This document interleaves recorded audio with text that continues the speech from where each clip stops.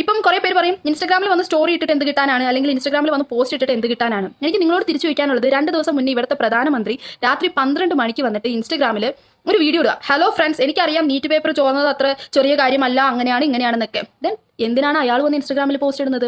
അയാളുടെ ഉദ്ദേശം ഒരിക്കലും അവിടുത്തെ പ്രൊട്ടസ്റ്റൻസിനെ അഡ്രസ് ചെയ്യുക എന്നുള്ളതല്ല. ബിക്കോസ് ജന്തർ മന്ദറിലെ ഇന്റർനെറ്റ് കണക്ഷൻ കംപ്ലീറ്റ്ലി കട്ട് ചെയ്തിട്ടുണ്ടായിരുന്നു. അതുപോലെ തന്നെ അവിടേക്കുള്ള മെട്രോ, അവരുമായിട്ടുള്ള കമ്മ്യൂണിക്കേഷൻസ് കുറയ്ക്കാൻ, അവിടേക്കുള്ള ആളുകൾ കൂടുതൽ വരിക എന്നുള്ളത് കുറയ്ക്കാനായിട്ടുള്ള എല്ലാ പ്രതിവിധികളും എടുത്തിട്ടുണ്ടായിരുന്നു. അവിടെ നിന്ന് ആളുകൾ ലൈവ് ടെലികാസ്റ്റിംഗ് ചെയ്യാതിരിക്കാൻ വേണ്ടിയാണ് ഇന്റർനെറ്റ് കണക്ഷൻ ഒക്കെ കംപ്ലീറ്റ്ലി ഇല്ലാണ്ടാക്കി. പിന്നെ എന്തുകൊണ്ടാണ് പ്രൊട്ടസ്റ്റൻസിനെ അഡ്രസ് ചെയ്യാൻ അങ്ങനെ ഒരു വീഡിയോ ഇടുന്നത്? അല്ല, അയാൾക്ക് മനസ്സിലായി സോഷ്യൽ മീഡിയയിലും ഇതിനെതിരെ വലിയൊരു ക്യാമ്പയിൻ നടക്കുന്നുണ്ട്. അപ്പോൾ ഇത്രയും അധികമുള്ള സോഷ്യൽ മീഡിയയിലെ ആളുകളെ അഡ്രസ് ചെയ്യണം എന്നുള്ളത് ഇൻസ്റ്റാഗ്രാം ത്രൂ പറ്റുള്ളൂ എന്ന് ആരോ പറഞ്ഞു കൊടുത്തിട്ടുണ്ട്. അതിന്റെ ബേസിസിലാണ് പുള്ളി 2 ദിവസം വന്നിട്ട് ബായ് ബഹനമൊക്കെ മാറ്റി ഫ്രണ്ട്സ് എന്നാക്കി വീഡിയോ ഇട്ടത്.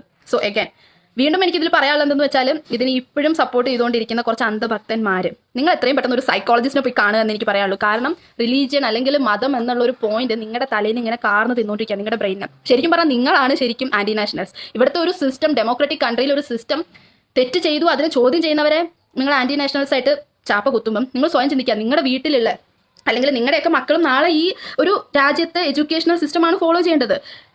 ഈ പറഞ്ഞിട്ടുള്ള ആരുടെയും ഫാമിലിയിലുള്ളവരോ അല്ലെങ്കിൽ അവരോ ഒന്നും നീറ്റ് എന്ന് പറയുന്ന എക്സാം എഴുതിയിട്ടുണ്ടായിരുന്നെങ്കിൽ ഒരിക്കലും നിങ്ങൾ ഇങ്ങനെ സംസാരിക്കില്ല. ബിക്കോസ് നീറ്റ് എന്ന് പറയുന്നത് നമ്മളൊരു 1 ഇയറോ 2 ഇയറോ ഒക്കെ റിപ്പീറ്റും റിപ്പീറ്റും ഒക്കെ ചെയ്ത് ബയോളജി, ഫിസിക്സ്, കെമിസ്ട്രി പാരലലി പഠിച്ച് ആ ഒരു എക്സാമിന്റെ ഡേ പോയിട്ട് അവരവരുടെ ഒരു അത്രയും നാളത്തെ ഒരു ഭാരം ഇറക്കി വെക്കുക ചെയ്യണത്. അവർ ആ 1 വർഷം അല്ലെങ്കിൽ 2 വർഷം ഒരു ഫാമിലി ഫംഗ്ഷൻസിനോ ഒരു ഫെസ്റ്റിവൽസിനോ ഒരു ലക്ഷറിയും ലൈഫിൽ ഇല്ലാണ്ട് ഇതിനു വേണ്ടി തന്നെ അവരുടെ ആ 2 വർഷം മാറ്റി വെച്ച് പോയി എക്സാം എഴുതി ഓഫ് കോഴ്സ് പുറത്തിറങ്ങി കഴിയുമ്പോഴത്തേക്കും ഈ ആളുകൾ എല്ലാവരും അവരുടെ മാർക്സ് കമ്പയർ ചെയ്ത് നോക്കി ഒന്ന് റിലീഫ് ആയിരിക്കുന്ന സമയം അവരോട് പറയാണ് ക്വസ്റ്റ്യൻ പേപ്പർ ചോർന്നു, ഒന്നും കൂടെ എക്സാം എഴുതണം. വളരെ സിമ്പിൾ ആയിട്ട് കാര്യം പറഞ്ഞു കഴിഞ്ഞു. പക്ഷേ ഇവർ അവരുടെ മൈൻഡ് ഡൈവേർട്ട് ചെയ്ത് വേറെ എന്തെങ്കിലും ഒക്കെ ആക്കിയിട്ട് വീണ്ടും അവർക്ക് പ്രഷർ കൊടുക്കുകയാണ്, നിങ്ങൾ ഇത് ഇനിയും ഇരുന്ന് പഠിക്കണം. ഇതിൽ ചില ആളുകൾ പറയും അതെന്താ കുറച്ചുകൂടി അവർക്ക് പ്രിപ്പയർ ചെയ്ത് എഴുതാനുള്ള ടൈമല്ലേ കിട്ടുന്നത്. വെറും വിഡിതം. നിങ്ങൾ ആ പരീക്ഷ എഴുതിയിട്ടില്ല, അതുകൊണ്ടാണ് നിങ്ങൾ അങ്ങനെ പറയുന്നത്.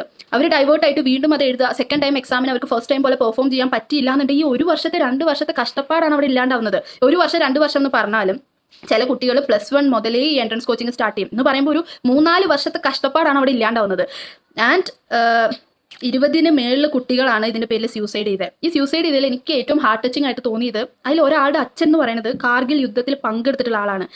അപ്പം പുള്ളി നമ്മുടെ നാടിന് വേണ്ടി കഷ്ടപ്പെട്ട് സ്വന്തം മക്കളെ ഈ നാട്ടിൽ ഒരു എഡ്യൂക്കേഷൻ സിസ്റ്റം നടത്തുന്ന എക്സാം എഴുതാനായിട്ട് പ്രിപ്പയർ ചെയ്ത് അതിൽ ആൾ തോറ്റതല്ല, പരീക്ഷയ്ക്ക് തോറ്റിട്ടുണ്ടായിരുന്ന അവർക്ക് ഇത്ര സങ്കടം ഉണ്ടാവില്ല. ഇവിടുത്തെ സിസ്റ്റത്തിന്റെ ഫെയിലിയർ കാരണം സ്യൂസൈഡ് ചെയ്തിരിക്കുക. എന്നിട്ട് ഇതിനെ ഒന്നും അഡ്രസ്സ് ചെയ്യാൻ അല്ലെങ്കിൽ പ്രോപ്പറായിട്ട് ഇവിടുത്തെ സ്റ്റുഡൻസിനോട് സംസാരിക്കാൻ ഇവിടുത്തെ മിനിസ്റ്റേഴ്സിനോ അല്ലെങ്കിൽ ഇതിന്റെ ടോപ്പ് അതോറിറ്റിയിൽ ഇരിക്കുന്ന ആളുകൾക്ക് പറ്റില്ല എന്ന് പറയുന്നത് അത് പ്യോർ അറഗൻസ് ആണ്. ആൻഡ് നിങ്ങൾക്ക്